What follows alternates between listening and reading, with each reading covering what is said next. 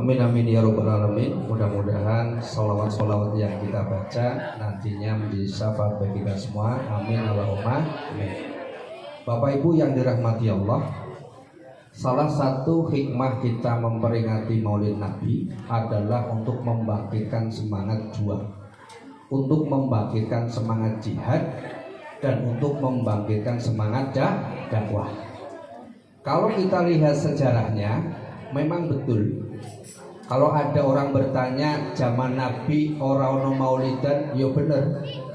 Tetapi zaman Nabi ono maulid, yaitu kelahiran Nabi itu sendiri namanya maulid.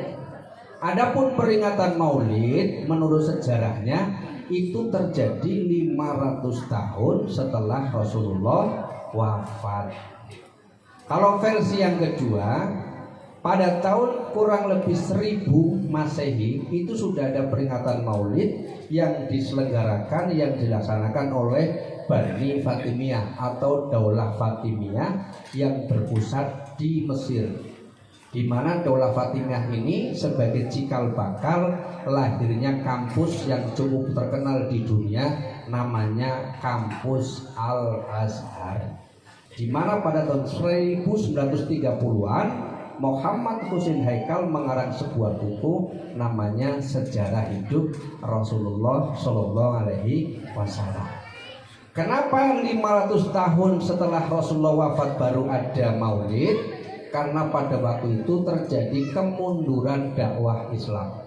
Perang di sana sini kalah, dakwahnya pelempem doro dogelem dakwah.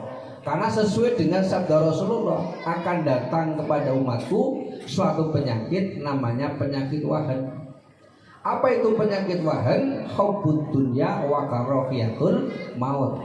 Cinta dunia dan takut akan kematian. Wong sing seneng dunya akhirnya pelit. Nek wonge pelit ora gelem sedekah, padahal dakwah perlu dana mboten? Perlu dana. Apa meneh perang? Perlu dana yang lebih besar, buat tuku panah, buat tuku tombak, buat tuku pedang. Sampai akhirnya pada waktu itu perangnya kalahan itu terjadi masih di akhir Daulah Fatimiyah. Kebetulan salah satu gubernur dari Daulah Fatimiyah yang berpusat di Irak namanya adalah Sultan Salahuddin Al-Ayyubi. Dia selaku gubernur awalnya, kemudian menjadi panglima perang. Kemudian telah menjadi panglima perang, akhirnya dia menjadi sultan, namanya Sultan Salahuddin Al-Ayyubi.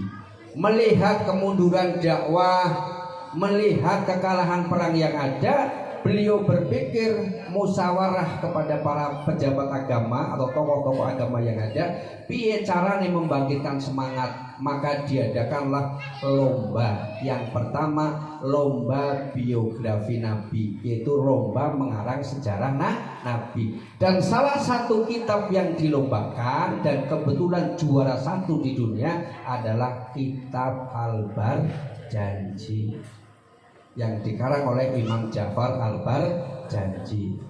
Maka dengan kitab-kitab itu diceritakan kembali kemuliaan hidup Rasulullah, perjuangan Rasulullah, kemudian orang pada semangat berjihad, orang pada semangat bersedekah. Yang kedua, untuk membangkitkan semangat jihad pada waktu itu, di samping lomba mengarang kitab adalah lomba pidato yang diikuti oleh segala kalangan umur, campur. Ono anak-anak, ono remaja, ono bapak-bapak, ono ibu-ibu. Yang ceramah pada waktu itu adalah Ustadz Uwas pada zamannya, Ustadz Adi Hidayat pada zaman itu, Ustadz Jainuddin MZ pada zaman itu, Ustadz Mama Dede, ada Mama Dede pada zaman itu. Tapi kira-kira Bu, Pak, kira-kira siapa sing menang juara lomba nih? Halo? Yang menang adalah ibu-ibu.